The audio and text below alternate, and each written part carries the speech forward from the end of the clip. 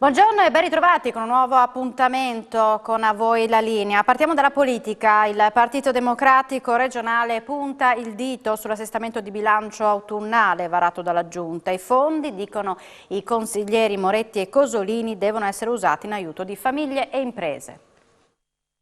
L'assestamento autunnale di solito è un assestamento che non ha cifre rilevanti, in questo caso le cifre sono molto importanti, proprio per questo vogliamo intervenire in maniera diversa da come sta facendo la Giunta, in particolare su due filoni, quello a favore delle imprese e quello a favore delle famiglie. Rimodulando i 100 milioni previsti da una norma di cui non abbiamo ancora notizia e che probabilmente, a sentire le dichiarazioni del Presidente, sarà fatta ai primi del 2023, e quindi intervenendo sulle imprese e poi a favore delle famiglie nel momento in cui vogliamo intervenire con una dotazione cospicua rispetto a quelle che sono preoccupazioni forti rispetto a una situazione sociale che rischia di essere esplosiva. Il senso di una manovra di ottobre dovrebbe essere per definizione impegnare subito ciò che serve urgentemente, ed è quello che noi non abbiamo trovato nelle proposte della Giunta. Da qui 10 milioni che attraverso carta famiglia, attraverso buoni spesa e buoni farmaceutici dovrebbero andare a famiglie e cittadini in condizioni di crescente povertà, e temo che 10 siano pochi, quindi ovviamente siamo disponibili insieme con la maggioranza a trovare anche più risorse, e da qui 30 milioni per interventi utili sia per l'abbattimento dei costi sostenuti, sia per investire per abbattere strutturalmente i costi, parliamo dell'energia, rivolti alle imprese, perché per il momento i 100 milioni del cosiddetto ecobonus sono un'idea, ma questa idea non avrà un contenuto normativo definito prima di alcuni mesi. Il Presidente Federica ha voluto un po' accusarvi proprio su questo tema dei 100 milioni, dicendo sono risorse che servono alle famiglie. Voi però non contestate la legge, contestate la tempistica. No, noi non contestiamo l'idea di un bonus rivolto ai privati per intervenire negli immobili, nei condomini, nelle casette e così via, come è stato con l'ecobonus nazionale, per quegli interventi che consentono di contenere e diversificare il costo dell'energia. Diciamo semplicemente che oggi c'è una tabellina che stanzia 100 milioni che già ci sono alla voce futuri provvedimenti legislativi. Futuri provvedimenti legislativi vuol dire che oggi non c'è una misura concreta, che ci dovrà essere una norma, no? Quando ci sarà la discuteremo, e se sarà possibile la sosterremo. Ci dovrà essere una norma che però oggi non c'è, quindi oggi per i cittadini al momento non c'è nulla. Andiamo a Udine. La situazione in Borgo Stazione è diventato terreno di guerriglia tra bande. È stata questa mattina al centro della riunione del Comitato per l'Ordine Pubblico in Prefettura Udine. Il Comune ha ribadito la necessità dell'intervento dell'Esercito. Il prefetto Massimo Marchesiello annuncia una maxi operazione delle forze dell'ordine. Sindaco Fontanini, si è appena conclusa la riunione per il Comitato per l'Ordine Pubblico. Quali sono le decisioni? Le decisioni, noi abbiamo fatto una richiesta di utilizzare anche l'esercito in 2 punti della città, davanti alla caserma Cavarzerani e davanti alla stazione delle ferrovie. Abbiamo chiesto questo perché siamo un po' preoccupati, c'è stata un'escalation di fatti criminosi, in particolare questa zuffa tra 2 bande di spacciatori ci preoccupano, perché purtroppo lo spaccio della droga è presente e purtroppo i clandestini che arrivano in città sono aumentati e bisogna fronteggiare questo fenomeno. C'è massima attenzione da parte di tutte le forze dell'ordine e abbiamo avuto da parte del prefetto l'assicurazione che prenderà in considerazione questa domanda che l'amministrazione comunale gli ha fatto.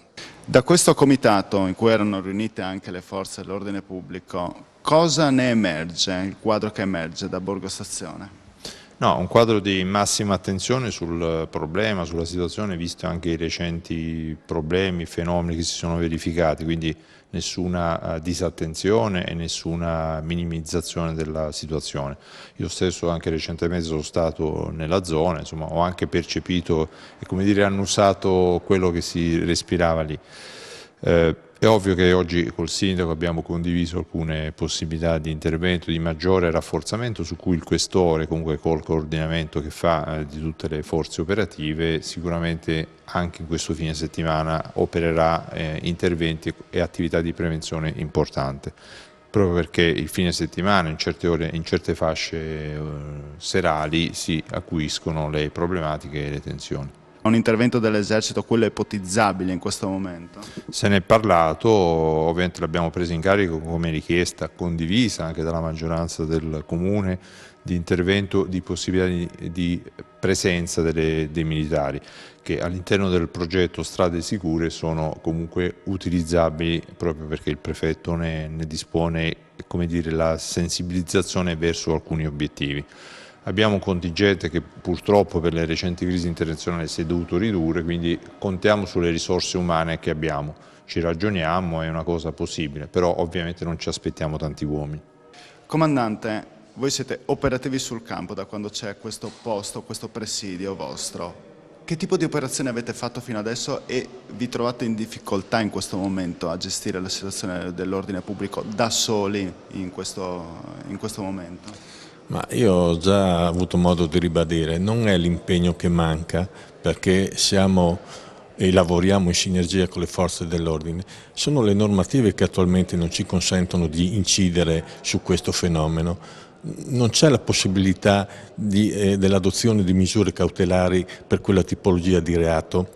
Quindi c'è da fare una rivisitazione, non è tanto una rivisitazione dell'operatività che comunque con la riunione di oggi andremo ad implementare ulteriormente, è una questione di normative che ci impediscono di veramente dare quella soluzione che i cittadini richiedono, perché nonostante arrestiamo le persone, nonostante interveniamo sotto altre tipologie di attività di accertamento che facciamo, però poi sostanzialmente questi ritornano a fare quello che hanno fatto il giorno prima quando li abbiamo arrestati.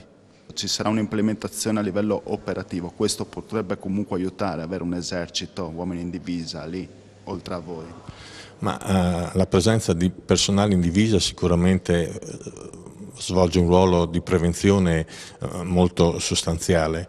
Adesso il prefetto valuterà insieme poi con tutti quanti noi che operiamo sul territorio quelle che sono le misure migliori da adottare per cercare di dare quella serenità che i cittadini di Borgo Stazione meritano.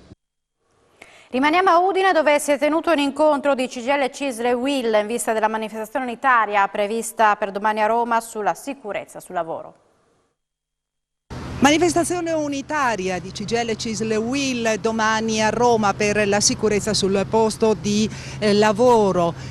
La manifestazione, le indicazioni anche per quanto riguardano i dati sugli incidenti sul posto di lavoro sono stati illustrati nel corso di un incontro che si è svolto nella sede della CGIL in via Bassi a Udine, presenti i rappresentanti appunto di tutti e tre i sindacati. Cominciamo da Luigi Oddo, segretario della UIL di Udine. Parliamo della manifestazione di domani alla quale parteciperanno però esclusivamente delegati, no? Delegazioni, quindi non sarà una manifestazione massiccia.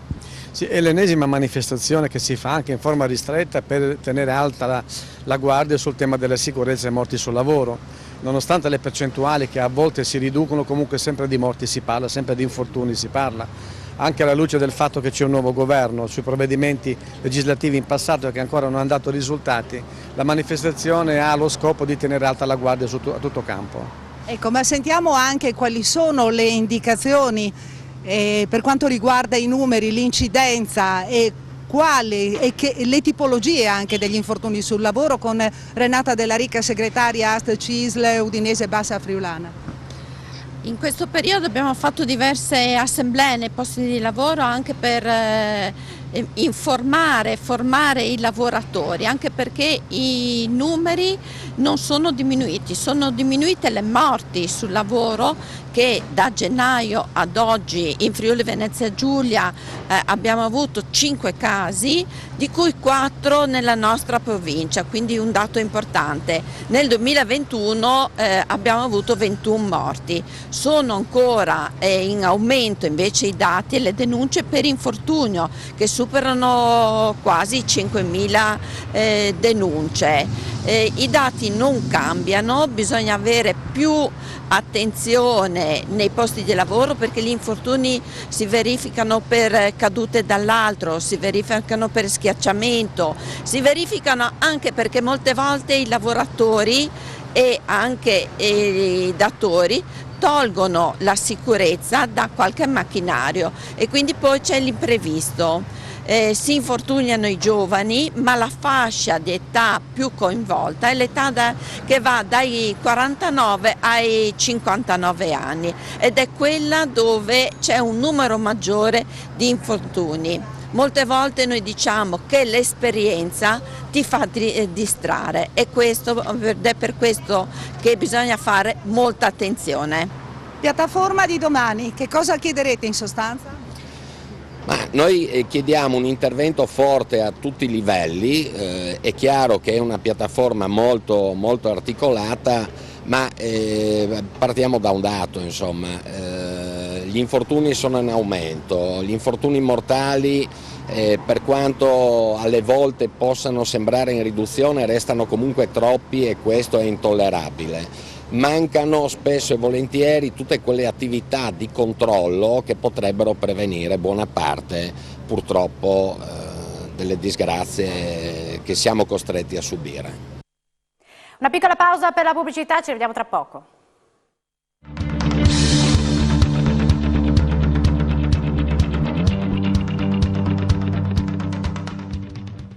Bentornati a Da Voi la Linea. I modelli standard dell'assistenza territoriale passano attraverso strutture dedicate, telemedicina e medici di famiglia. Se ne è parlato oggi nel corso di una giornata formativa alla di Moretti in Viale Tricesimo, dove era presente anche il vice governatore del Friuli Venezia Giulia, Riccardo Riccardi. L'assistenza territoriale in regione attraverso l'applicazione dei modelli standard è il tema della giornata di formazione alla di Moretta, alla quale hanno partecipato dirigenti delle varie strutture sanitarie. Ma quanta strada c'è ancora da fare per raggiungere il modello ideale?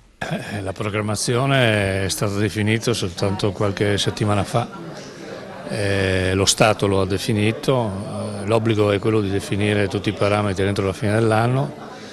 I modelli stanno lavorando e noi siamo qua oggi con tutte le figure che operano nelle aziende e che hanno responsabilità per avviare questo progetto di grande trasformazione, oserei dire rivoluzionario, e lo stiamo anche confrontando con l'esperienza di Agenas, che è l'Agenzia Nazionale per i Servizi Sanitari, per capire come applicare al meglio tutti gli standard che sono definiti dal DM dell'assistenza territoriale. È un lavoro lungo, un lavoro complicato, ma è un lavoro indispensabile che ovviamente bisogna continuare a fare e che produrrà dei risultati nel tempo. Ecco, la Regione si era data già delle linee guida proprio per quanto riguarda l'applicazione, per quanto riguarda l'assistenza sul territorio, perché da tempo, no, state puntando su questo. Sì, è un lavoro che va avanti da tempo, però ha bisogno di fare un salto di qualità importante. Questo lo fa coerentemente con la programmazione agli standard definiti dallo Stato, individua le strutture, come abbiamo visto, dei posti letto sull'ospedale di comunità, individua quelle che sono le case della comunità e adesso stiamo ragionando ovviamente anche della centrale operativa territoriale, che è sostanzialmente uno strumento estremamente importante. Come abbiamo visto, tutto il modello del DM ha una grande architrave rispetto all'utilizzo della tecnologia, quindi anche la telemedicina diventerà un aspetto importante con tutta la declinazione che servirà, perché è chiaro che l'alfabetizzazione sia del sistema professionale ma anche delle persone, ma soprattutto delle persone anziane. Non possiamo pensare di risolvere i problemi se non facciamo delle operazioni anche di alfabetizzazione nell'utilizzo di strumenti che devono essere più semplici possibili. Ecco, in tutto questo quadro ci vogliono però anche medici di base. Come siamo? A che punto siamo? Perché bisogna aspettare che si formino al Ceformed e in giro nelle comunità si sente la carenza di questa figura? Ma questo è un fenomeno che riguarda l'intero Paese, è la grande questione aperta della necessità di un grande investimento del capitale umano di cui tutti auspichiamo, le regioni insieme auspicano che il nuovo Parlamento e il nuovo Governo mettano mano. È chiaro che la frontiera del medico di medicina generale è il primo punto di difficoltà. Noi abbiamo aumentato anche il numero delle borse di studio, vediamo che c'è una certa, c'è un po' un approccio tiepido da parte dei giovani alla medicina generale, anche se va riconosciuto che quelli che scelgono di farla, veramente stiamo notando dei ragazzi, dei professionisti che saranno grandi professionisti perché hanno voglia, sono molto determinati e io mi auguro che questa loro scelta si possa moltiplicare anche con altri professionisti che scelgono di fare questo lavoro, perché una delle grandi questioni aperte è proprio l'appropriatezza, cioè noi siamo costretti, il cittadino è costretto ad andare a chiedere risposte di salute in modo inappropriato perché non trova nel percorso quelle che sono le risposte che devono avere a partire dalla medicina generale. È un dato strutturale, è un dato sul quale il Paese ha aspettato troppo. Anche perché quando parliamo di salute le scelte che tu assumi adesso producono risultati tra anni. Questa sera va in scena il concerto inaugurale della stagione del Teatro Nuovo Giovanni da Udine con ottimi numeri delle prevendite, il 77% di incremento per la prosa. Quest'anno inoltre il teatro festeggia i suoi 25 anni. Ne abbiamo parlato con il presidente Giovanni Nistri.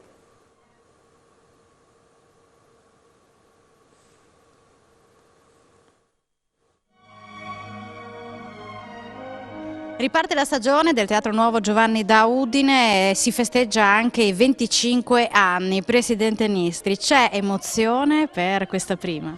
Ma direi molta emozione perché veniamo da un periodo, come tutti sappiamo, abbastanza difficile, non solo per i teatri, un po' per tutta la comunità, e quindi poter riprendere con una stagione normale, nel senso non mutilata dalle norme di prevenzione, una stagione molto ricca di eventi di qualità elevata e che ricorda anche 25 anni di attività del teatro, è una cosa emozionante al di là di quello che si prova sempre quando si comincia una stagione teatrale. Il programma di questa sera è un concerto. È un concerto molto importante, è stato voluto proprio per celebrare degnamente anche la ricorrenza dei 25 anni. Qui parliamo dell'Orchestra Sinfonica della RAI, del Coro del Teatro Regio di Torino, l'esecuzione è la seconda sinfonia di Mahler, quindi un brano sinfonico, una opera sinfonica veramente di livello eccezionale, che Udine però credo che si meriti perché noi vediamo in passato, ma anche durante il periodo critico che abbiamo attraversato, il pubblico ha sempre risposto e noi siamo riusciti a continuare a fare una certa attività sempre di livello elevato proprio perché la gente ci veniva. E questo è un merito che va dato al pubblico udinese perché altrimenti anche noi avremmo avuto difficoltà maggiori. Le aspettative di quest'anno, i numeri sono ottimi e tra l'altro i prezzi li avete mantenuti stabili. Addirittura abbassati perché ritenevamo di dover corrispondere a questa aspettativa che c'era nel pubblico che avevamo ma anche nel pubblico nuovo da conquistare e soprattutto per il settore prosa abbiamo ridotto con varie formule anche di abbonamento, di incentivi i prezzi in modo che in molti casi abbiamo fatto dei confronti, abbiamo visto che venire a teatro a sentire una sinfonia, a vedere un bello spettacolo di prosa costa poco più che andare al cinema, quindi credo che anche in questo senso, visto che la situazione generale della nostra comunità è abbastanza difficile sul piano economico, abbiamo dato un contributo proprio perché l'abitudine buona non venisse meno. Ecco. E c'è un aumento di presenze in particolare per la prosa al 70%? 77% giorni conti aggiornati a oggi diciamo, ma la musica anche perché la stagione musicale ovviamente è più settoriale, no? Mentre la prosa spazia su generi diversi, su possibilità diverse, quindi abbiamo un 77% di incremento sulla prosa, un 12% abbondante di incremento sulla musica. Questo è importante perché noi avevamo un progetto quando è scoppiata scoppiata la pandemia, di 2 o 3 anni per recuperare piano piano il pubblico che inevitabilmente non è venuto a teatro, perché prima i teatri erano chiusi, poi si poteva venire con poche persone o con il Green Pass, quindi sappiamo tutti queste cose, non parliamone più perché ci affliggono ancora, e quindi siamo venuti incontro alla nostra partecipazione di massa, proprio cercando di agevolarla al massimo. Ecco, non parliamo delle difficoltà durante la pandemia, ma possiamo parlare adesso che c'è un altro problema, quello del rincaro energetico, che potrebbe toccarvi. No, ci sta già toccando, perché noi abbiamo un incremento dei costi, come tutti, quindi non è una difficoltà specifica del teatro, ma noi ci dobbiamo occupare della gestione del teatro, che costi che non abbiamo ancora i dati esatti perché stanno arrivando le bollette anche a noi in questo periodo, ma c'è almeno un raddoppio se non di più. Evidentemente questo intacca le possibilità, visto che i nostri bilanci sono sempre al limite dell'equilibrio. Se ci portano via qualche centinaio di migliaia di euro non previsti per pagare costi energetici, sono tutti soldi che si sottraggono alla programmazione artistica, visto che non possiamo certo scaricarli sui biglietti degli spettatori. Abbiamo detto non sono solo nostri, purtroppo, quindi grazie per gli auguri, perché ne abbiamo bisogno come tutti, ma credo che il teatro sia anche un modo, lo spettacolo dal vivo, per una pausa nelle preoccupazioni quotidiane, e un modo anche per avere una pausa per riflettere su se stessi. Ciascun individuo può pensare, anche guardando uno spettacolo, sentendo una sinfonia. La presentazione dei nuovi mezzi in dotazione di distaccamenti dei Vigili del Fuoco, volontari di Lignano, Codroipo e Rigolato è stata l'occasione per tracciare un bilancio del 2022 dell'attività del Comando Provinciale di Udine. Gli sforzi maggiori sono stati profusi per contenere l'emergenza incendi. Ci avviciniamo ormai alla conclusione di quest'anno. Quali sono state le principali mission che vi hanno visto coinvolti? Inaspettatamente, in un certo qual modo, gli incendi boschivi. Perché quest'anno hanno colpito noi, come tante altre parti del territorio nazionale e anche a livello europeo, a un livello superiore rispetto a quello che storicamente era questa zona, e quindi è stato un grosso impegno su questo fronte, e poi un altro impegno anche le ricerche persone scomparse. Proprio vedevo una classifica, proprio la provincia di Udine in assoluto quella che a livello nazionale è quella che impiega più squadre per gli interventi di persone scomparse a livello nazionale.